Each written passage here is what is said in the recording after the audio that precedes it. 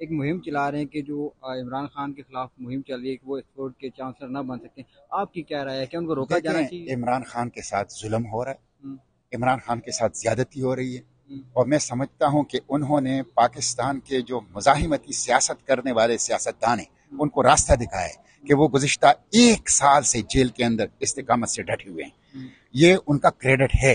ان کے ساتھ جو حکومت کر رہی ہے، نیب کے ذریعے سے، عدالتوں کے ذریعے سے، FIA کے ذریعے سے، پولیس کے ذریعے سے، جاسوسی اداروں کے ذریعے سے، ان کی جو میڈیا ٹرائل ہو رہا ہے، یہ سب کے سب دنیا کے سامنے واضح ہے، یہ ظلم ہے۔